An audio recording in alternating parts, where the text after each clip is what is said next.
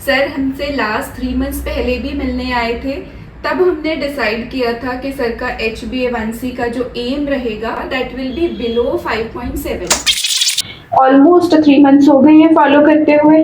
3 months में आपने 9 kg के अराउंड वेट लॉस किया है और HbA1c आपका 1.5 जो है रिड्यूस हो गया है। और अगर आप आगे भी इस चीज़ को करते रहेंगे, कंसिस्टेंसी मेंटेन करेंगे, तो आपका 5.7 तक हम जा सकते हैं। HbA1c from 7.5 to 5.6, high blood pressure से normal blood pressure, high cholesterol से normal cholesterol, 14 kg weight loss, क्या ये पॉसिबल है without any medicine? Yes, it is possible. और हमारे साथ है इसकी एक real example mister Ashu Chopra. Ashu sir ने अपनी ये सारी जो डिसऑर्डर्स थे उन सबको रिवर्स किया है और अपना 14 kg वेट लॉस किया है with the help of healthy diet and lifestyle. So हम मिलते हैं सर से और सर शेयर करेंगे अपनी जर्नी की। Ashu sir, welcome to our clinic. Ma'am, welcome to our clinic और many congratulations for your achievements. And I wish कि आप ये जो आपने डिजीज़ रिवर्सल किया है आप इसको हमेशा के लिए मेंटेन करके रखो और फर्दर भी अपनी हेल्थ में इसी तरह से आप अपने एफर्ट्स डालते रहो। तो सर, आपको कैसा लग रहा है अपने ये सारी डिजीज़ेस को विदाउट एनी मेडिकेशन रिवर्स करके? डू यू थिंक कि आपकी ये चीज़ें जो हैं, जो भी आपने लास्ट 6 मंथ्स में एफर्ट्स की हैं, वो एफर्ट्स आप कंटिन्यू रखोगे ताकि आप इन चीज़ों को मेंटेन कर पाओ? नहीं, मुझे अपनी शुगर वगैरह कंट्रोल करके काफ़ी कंट्रोल अच्छा लगा। मेरे पहले डायबिटिक शब्द था, अब नया नॉन डायबिटिक शब्द आ गया। ये एक बहुत बड़ा तो एक बहुत बड़ा अवार्ड है मेरे लिए कि मैं उसे नॉन डायबिटिक में क्लियर हो गया। अब मैं इसको कंट्रोल कर रहा हूँ कि मैं इसको और जितना मिनिमम कर सकूँ अपना कंट्रोल करूँ।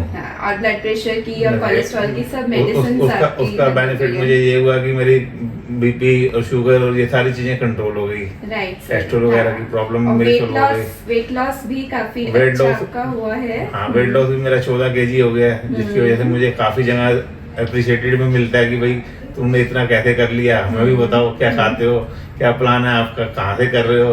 हाँ जी। तो ये कुछ बेनिफिट मेरे को हुए हैं हर जगह। और आपको खुद को भी कॉन्फिडेंस लेवल और जो बॉडी वाइज जो चेंजेस है, लाइटनेस है। हाँ, जब मेरा वजन कम हुआ तो मेरे को अंदर से अपनी फीलिंग भी अच्छी आई और मेरी एनर्जी लेवल भी पहले के मुकाबले काफी इंक्रीज हुए हैं।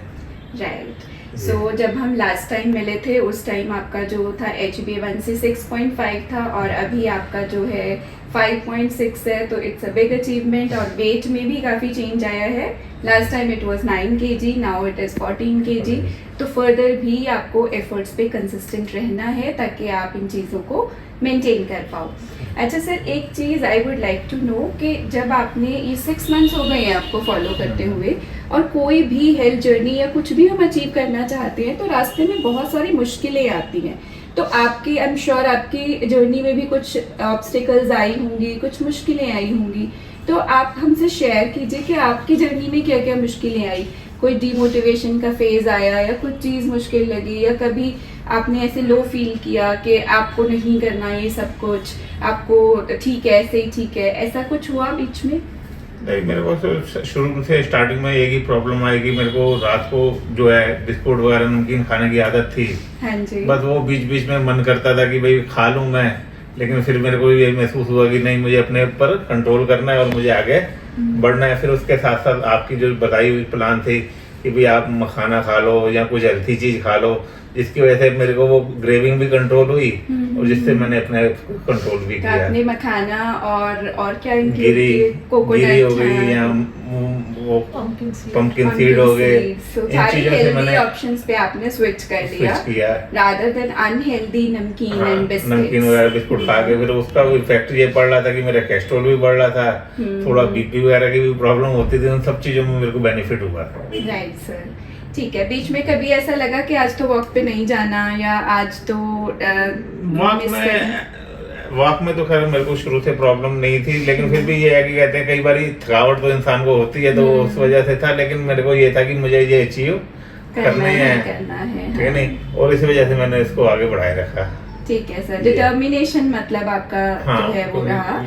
डिमोटिवेशन बीच में आता है, लेकिन डिसिप्लिन आपका पूरा मेंटेन रहा। डिसिप्लिन तो बहुत जरूरी है भाई, उसके बिना तो कोई काम हो ही नहीं सकता है। बिल्कुल ठीक कह रहे हैं सर, डिसिप्लिन से ही सारी प्रॉब्लम सॉल्व होती है। मैम, आपको खाना बनाने में कोई प्रॉब्लम? मुझे खाना बनाने में स्टार्टिंग में लगता था कि कम तेल में या कम ऐसे बनाने में थोड़ा सा अनकम्फर्ट फील होता था, क्योंकि पहले था कि हमने ऑयल डाला तो प्रॉपर हो रहा है, अब आपने हल्का हल्का डाला और उसे आप फ्राई कर रहे हो तो थोड़ा सा अनकम्फर्ट लगता था, लेकिन अब अच्छा लगने लगा है और उसमें बहुत सारे बेनिफिट्स ये हुए। ऑयल का कंजम्पशन कम हो गया, ऑयल के कंजम्पशन कम होने से फैमिली में सबका वेट अंडर कंट्रोल आ गया, और हमने रिफाइंड को तो हमने बिल्कुल टोटली छोड़ ही दिया है। अब हम या तो यूज़ करते हैं सरसों का तेल या फिर हम इस्तेमाल करते हैं वो कौन सा वाला ऑलिव ऑयल और देसी घी। देसी घी भी कम ही यूज़ होता है हमारे घर में, क्योंकि मुझे खैर पसंद नहीं बचपन से ही, तो मेरे हस्बैंड भी इतना नहीं कोई खाते और ये भी इतना नहीं तो यूज़ करते हैं, मतलब नॉमिनल कभी जैसे रोटी पर बना लगाना हो तो वो यूज़ होता, अदरवाइज ओके ठीक है। और सरसों के तेल में भी पीली सरसों जो है वो मुझे बहुत बेस्ट लगी। हाँ, उसका फ्लेवर थोड़ा लाइट है एज कम्पेयर। हाँ, क्योंकि उसका हम इस्तेमाल करते हैं तो वो ऐसा हमें ऑड सा नहीं लगता।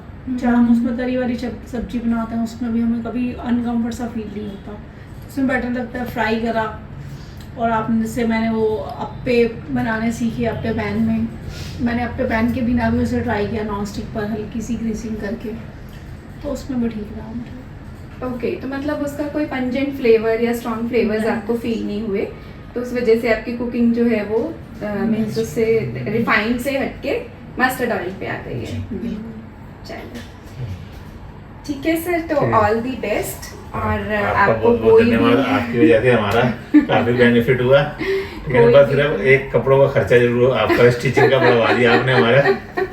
ये तो सर देखो, इसमें क्या है ना, दोनों एस्पेक्ट है। आपके कुछ पुराने कपड़े भी ऐसे हो सकते हैं जो आपके पास रखे हुए थे, नहीं आते थे, वो आने शुरू हो जाते हैं।